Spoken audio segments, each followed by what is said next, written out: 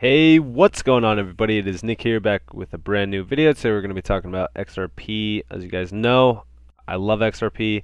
I've been in it forever now. It's one of those holds that is pretty much about a big slice of my portfolio right now, and I couldn't be happier holding it. But I do want to just really dive into this real quick. So we got this tweet from Peter Brandt here, and I actually really love this tweet because it's something that I think that we've all been really kind of waiting for in this space for a very long time.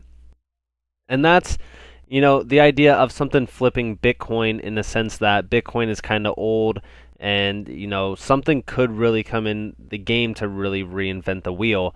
And I think right now what we're seeing is kind of Bitcoin being MySpace in terms of something else being Facebook, how he's mentioning here, or Yahoo of Google.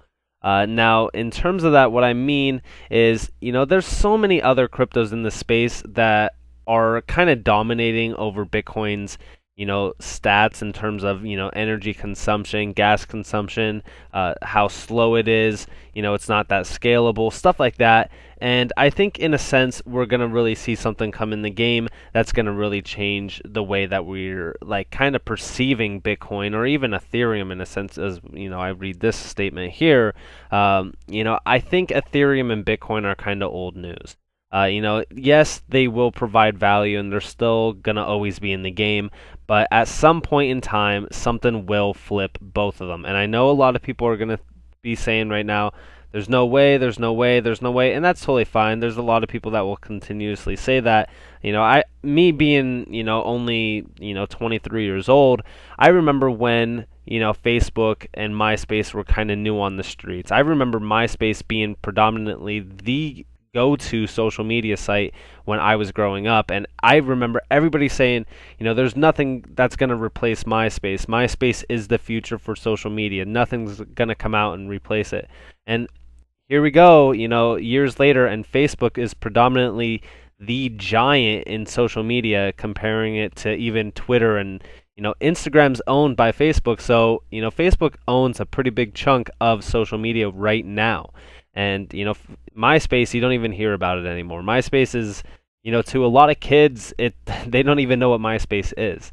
But I remember growing up, it was a huge thing. And, even now we're seeing, Bitcoin is still pretty big. It's still something out there. But I think in the coming years, and, it could happen next year, it could happen the year after that. We just don't know. But I know for a fact that at some point in time, something will replace Bitcoin and flip it, because Bitcoin's tech and its overall statistics are just outdated. It's not scalable in a sense of environmentally green. Like, for an example, even if we look at XRP, and I'm not saying XRP is the brand new Bitcoin. I don't think that it's going to flip Bitcoin or anything like that. But, if you look at the stats comparing it to Bitcoin, it's just absolutely astronomically different. XRP is doing incredible things. HBAR is doing incredible things. There's so many cryptos in the space doing incredible things. And realistically, the only reason why they don't have the same value as Bitcoin is because Bitcoin's total finite supply is about 21 million. I think that's where that's basically capped at. And there's only about 19 million in circulating supply currently. So it does have a little bit more room to actually bring out some more tokens. But for the most part, it's not a finite supply like XRP. There's still a little bit more supply to be broken up for Bitcoin. But it doesn't matter. At the end of the day, the low supply on Bitcoin is what drives its value. That's why the prices are so astronomically high on it. And I think that's the main reason why we see coins like XRP still valued at about $2, or even, at current prices of like $1.70, instead of it being like at $1,000 or so. But again, that's where the argument of market supply and like market cap come into idea, which I don't really like to argue so much in terms of that, because it kind of defeats the purpose overall. But nonetheless, I just want to jump into this. So I thought this tweet was pretty cool. But Ripple, their partner in Latin America, now became a crypto unicorn, and what that means is they have pretty much reached the $1 billion mark. If we read here, Forbes has reported that Mexico-based digital exchange Bitso, which received an investment from the Ripple giant back in October of 2019, has turned into the first crypto unicorn in Latin America. Now the market capitalization of the exchange has surpassed 2.2 billion after it secured 250 million in Series C investment rounds. Here's a tweet from Bank XRP, pretty much quoting it as well. I just thought this was pretty cool. It's basically, just telling us, hey, pretty much the investments from XRP and Ripple are pretty cool. They're doing good things, and I think smart money follows Ripple overall. Pretty much all of Ripple's partners have been doing incredible things so far, and they even brought on Flare back in 2018 that we now have seen, in which they pretty much provided Flare the capital to really build on their pretty much platform. Now, in terms of Flare, Flare is going to be doing incredible things. We already see the prices of the IOUs, being astronomically high in terms like the $2 range, which is crazy because if you were holding XRP in December, you're getting free Flare for holding it. Now, of course, it will be taxed, but at the same time, if you were holding 100,000 XRP, which wasn't really that expensive, give or take about 6 months ago, even a year ago now, 100,000 XRP wasn't that expensive, and to hold 100,000 when you get pretty much airdrop Flare at 1-to-1 ratio, that means that you're pretty much going to get $200,000. Now, you're not going to get it all at once. It's going to be over time, but still, I see Flare gaining a ton of value in the coming years, especially even this year. So I thought that was pretty cool as well. I do want to talk to you guys a little bit about the Securities and Exchange Senior Trial Counsel. Now, this was pretty crazy because we got some pretty good news overall. Now, of course, it's all speculative. Hey, could the case be settled between the SEC and Ripple? Because this guy here who got brought on is litigating cases involving violations of the securities laws, and he's also pretty much here to advise the overall concluding of the investigations, as well as providing advice to the SEC senior officials regarding charging decisions and negotiating settlements, which, this is incredible to really see here because, at the end of the day, we could easily see the case being settled very shortly, especially with, the 7th coming now because, the closed case did get moved a day. We could really see some incredible updates coming for this case as well as Ripple. I also want to do a quote for Matthew Lin Y. He tweeted out saying, Vellante technology, I think I'm saying that right, or Vellante technology using Ripple ODL will allow its customers to get ahead of its competition, and its competition will eventually adopt to compete XRP community. And if we read here, they do cross-border payments, which is a big key to XRP. One solution for all cross-border payment clearing and settlement needs, from traditional SWIFT transfers to alternative mechanisms such as SWIFT GPI, Ripple, and EarthPoint. Ripple being a big key here. And then we also have beneficiary PayLink, accelerate the move from paper to digital and expand financial inclusion by allowing corporations to pay any beneficiary the way they want to be paid. Little typo there.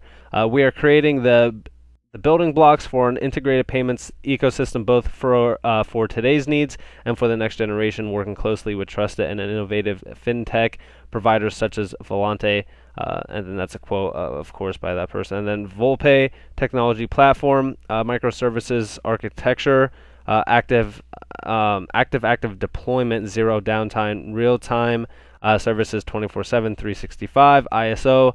And then, again, it's a little bit more here, but 46 million transactions processed per hour, which is absolutely crazy. And then we have some more. These are some of the partners as well. First American Trust. We already heard of First American Trust. And then some of these I didn't hear of, but I'm sure that they're giants in this space. With some more, quotes here. Then we have more features. end-to-end processing from initiation to network connectivity, domestic real-time, instant ACH, batch RTGs, wire, cross-border SWIFT, GPI, Ripple, Visa, B2B, and more. Over 100 networks support it. ISO 222 native, 300 plus APIs for open banking. And then we also have here another partner as well. And then you guys could read the article yourself. But 100 plus financial institutions of all sizes worldwide power their payments processing with Vellante and Volpay, which is massive. I mean, it's just overall, I'm really seeing everything kind of come together. It's happening in front of our faces overall. We could very well be seeing a settlement in the case. With partners like Vellante, it's going to be massive for Ripple. Ripple is going to be used for what it's going to be used for, whether the SEC clears it for security or currency. Whether or not it happens or not, it's going to be used in the way it's going to be used. And if we look at this chart, we already know where we're going. We're going to the all-time high. It's not even a question of when. It's just that we are. I mean, at the end of the day, I don't care when. We just know that it's happening overall. I thought that we were going to get a little bit of a dip down to the 124 mark, which was our support level here. Or actually, no, here. Sorry about that. But we didn't. We actually cleared the resistance and we broke it here at the mark of like about $1.40, give or take. And now we're kind of ranging to go to the all-time high that we just recently seen of $1.97. Once that's broken, we will range to about $2.40 some cents. Once that's cleared, I think we go to the all-time high, go into price discovery. $10 is my target personally. Now, of course, I will sell a little bit, will take some profit, but I'm gonna hold for the future overall. But nonetheless, I really just wanted to get a quick video out on XRP, give you guys the update. I know that I've been a little bit inactive. I've been dealing with some family stuff as well as some business stuff. But for the most part, I think that we are really ranging into the idea of a massive, massive change in the case for XRP. We're going to see a massive change in the price for XRP. And soon, who knows, the settlement could be happening very shortly. The price could be astronomically higher than $10 to $20 like I've been mentioning. We could easily see 30 plus. I don't really want to stress the idea on why the market cap would make sense for that. I've already mentioned it multiple times, and I really just don't want to repeat myself on that. If you guys do want to know why I think the market cap is there for it, you guys could watch my older videos on XRP, as well as kind of follow me on Twitter, because that's where I kind of stress the idea on why market cap really does not mean too much in this game.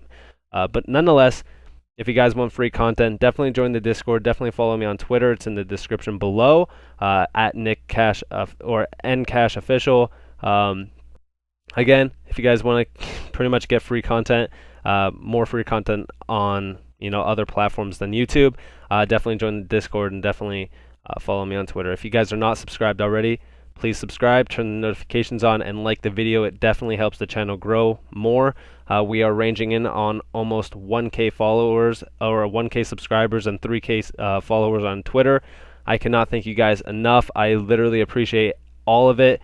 All the support has been massive. It's been incredible. It's only been about 3 months, give or take. But nonetheless, thank you all for everything. I do appreciate it. And this has been Nick. Peace out.